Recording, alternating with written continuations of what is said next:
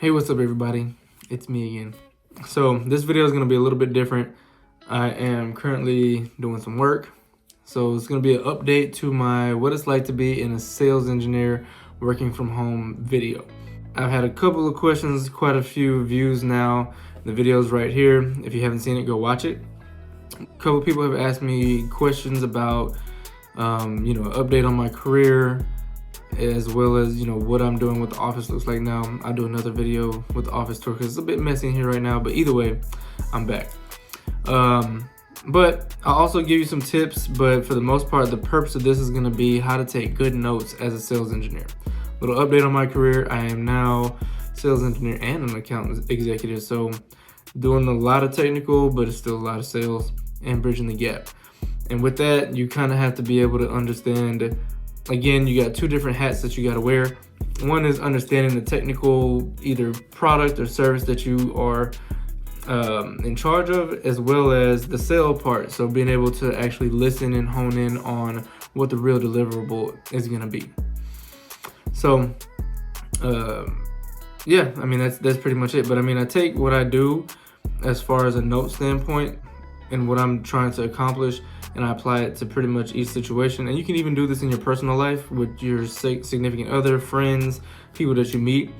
But yeah, that's pretty much it. Let's get into it. So I guess I'd start off with one thing you want to do, again, just on any call that you go into, is just kind of establish some kind of common interest or camaraderie, and not just asking like, hey, how are you? How's your day going? What's the weather like? Actually ask something important. So for instance, I got a green screen behind me. So maybe somebody sees me on camera and they're like, hey, I noticed you got a green screen, like, what's up with that? Or, hey, I see you got a gaming chair. Do you like playing games?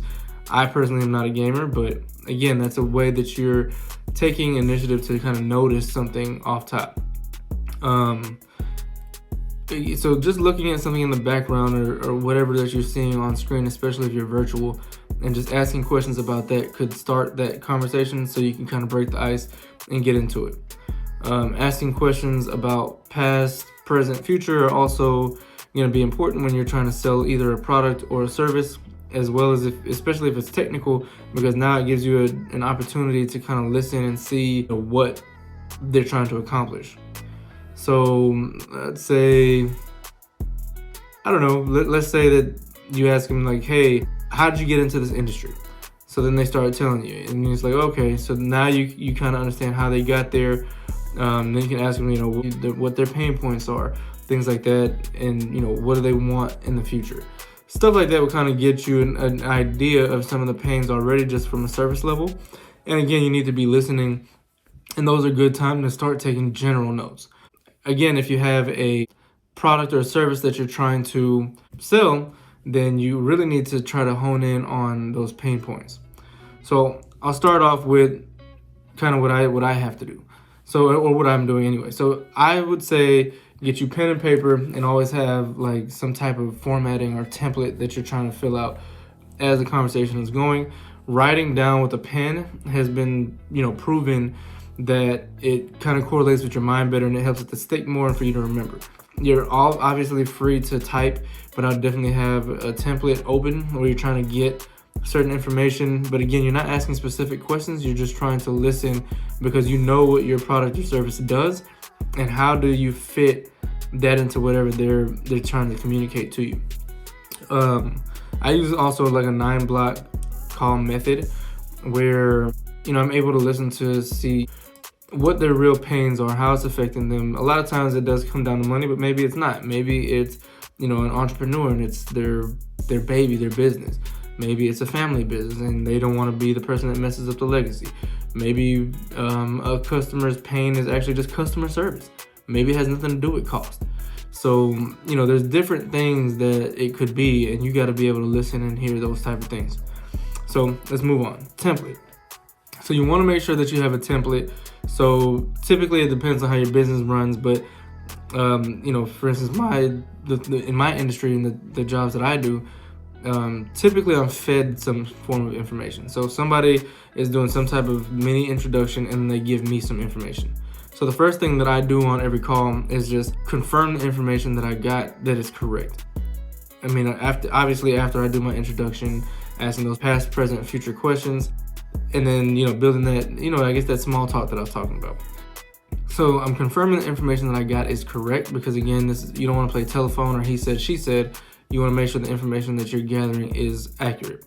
Second thing, now after I've confirmed that information or updated the information I received, now I want to ask open-ended questions that allow me to dig a little bit deeper. So you may start off with, you know, what are the pains that you're currently experiencing? What are you trying to, you know, get out of this experience? Those future questions to figure out what your purpose is or what their goal is in mind, which then allows you to dig deeper. So again, so let's just use a pizza. So you may go to a Domino's. Let's just say that. You go to Domino's, some guy's outside like, hey, are you hungry? You're like, yes. So now we've discovered that you're hungry. You go inside to Domino's, and now they're asking you other questions like, okay, so, you know, what is it that you're typically looking for in a pizza? Like, how hungry are you? Are you a meat lover? Things like that. So again, if you start saying, oh, I'm really hungry, now I know I might need to give you a larger pizza. If you say you're a little bit hungry, I might know that I need to give you a smaller pizza. If you're a meat lover, are you a meat lover of everything, or do you have an allergy against pork or beef or what? So now I can ask those type of questions. Again, to stay more open-ended, you don't just ask, don't be too specific, you just ask, you know, tell me more. And at this point now, in my notes, I have basically my criteria for success section in that template. And I have lines that I'm writing down: meat lover, very hungry, blah, blah, blah, blah, blah, blah, blah. And I know in the back of my mind what kind of pizzas I have. So I'm already thinking, okay, if they're meat lover, matter of fact, if they're vegan, I'm not gonna suggest to them, hey, we got pepperoni, we got chicken, we got beef, we got all that, because it doesn't correlate. Sorry about the noise in the back, but it doesn't make sense. So that's why you really want to pay attention. And again, dig deeper, go into that funnel. So tell me more about that. You like meat, so I mean, do you have any meat allergies? Do you have, you know, blah, blah, blah, blah, blah. So you can provide the best sample. And you know, for the most part, as they're telling you that pain, so now what you're gonna do is kind of align that. So again, there's 3 elements of pain, and you want to get that surface level pain so that you can ask it, which is going to be that open-ended question. Then you're going to dig in a little bit for the reason of the pain, and then what's the personal impact on them. So again, you know, what is it costing them? Is it a financial cost? Is it a qualitative cost? Like, there's some kind of cost that's going to move them to an emotional place to make a purchase. So for me, again, like, and also the other thing too is I guess again, when you go back to confirming information, you don't want to be disrespectful or anything like that, but you do want to make sure you're talking to the right people. So again, the notes that I'm taking is who are the right people. I'm trying to find that out. Asking, you know, what are their titles? What are their roles? You know, are they going to be there throughout the entire process? Is there anything I can do to empower them? So again, I'm asking who are those point of contacts that need to be involved, so that we don't find out later on that, you know, maybe I'm talking to just the guy that, you know, has nothing really to do with it, but maybe he found the opportunity, but maybe somebody else has to sign off on it. Or maybe he is the guy that's going to influence the upper management. So again, finding out what that person's role or role is going to be important, and who those main POCs are going to be. When I've asked those open-ended questions and figured out what their pain is, and now I'm listening again, I know what pizza I have. So if we go back to that analogy, I'm taking down my notes, and I figured, okay, this person likes a lot of cheese. They are a meat lover, and they like all types of meat, but they don't like, you know, red sauce. They like white sauce. So now I know, okay, per the ingredients that I have, so my products are, and then they've also said, you know, I like my pizza to come fast. I like to have it cut a certain way. I like it to be delivered a certain way. So now I know that the deliverables or the criteria for success is going to be fast delivery, square cut, and meat lovers pizza with extra cheese and white sauce. And then the thing that you really want to do is confirm that. So paraphrase, ask those things again. So again, I've taken those notes down while I'm listening, because I know, okay, meat lover, all that information is there. So I'm on the other side of that. So I have my criteria for success in one line, and on the other side of my template, I have features or services or products. So I'm writing down the solution to all of those notes that I've taken. So now I'm gonna ask them the question. I'm gonna repeat it back. Okay, Mr. So-and-so or Mrs. So-and-so. So what you said was, and then I can read all those notes, and they're impressed. They're like, oh my God, like how did you really remembered all of that, or you got all those notes?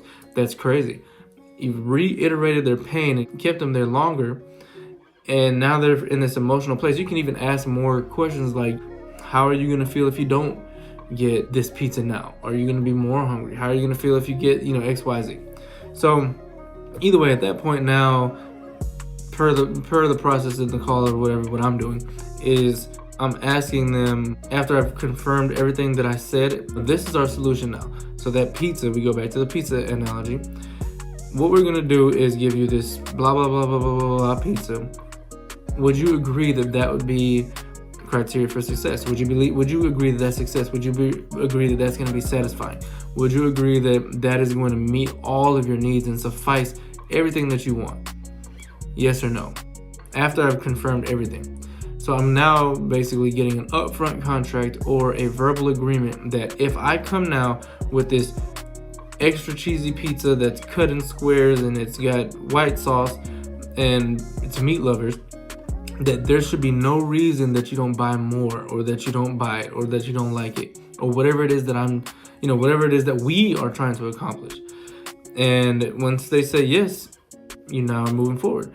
And you notice I never stabbed in the dark, or on a beach with one of those little gold radars just throwing out everything. Like, hey, I got pizzas of all kinds. I got pizzas with pepperonis. I got pizzas with cheese. I got pizzas with anchovies. I got pizza with no pizza. I didn't do that.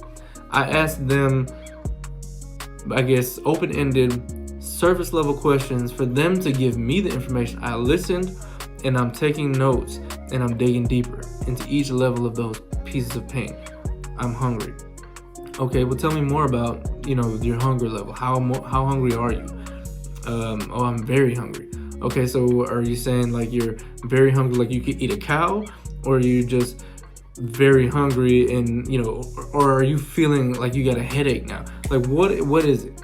So again, figuring out what that pain is, digging deeper and deeper and deeper is what's going to get you to the result. And that's how, and I would have to say, like, you would drastically increase your close rate or win over clients by just taking good notes. As a sales engineer or an account executive or anybody even in sales period, is again building that quick credibility, asking open-ended questions, taking notes that confirm whatever information you've already gotten, and then again asking those open-ended pain questions, and then digging into the funnel.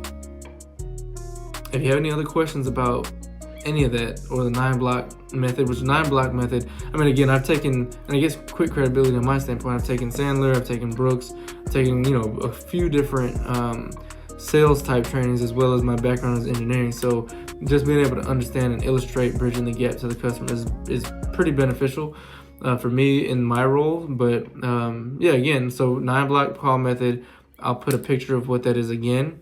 But again, it's you're finding out what the pain is, you're finding out who's impacted, you're finding out, if you can fix the problem, how you can fix the problem, and you're aligning those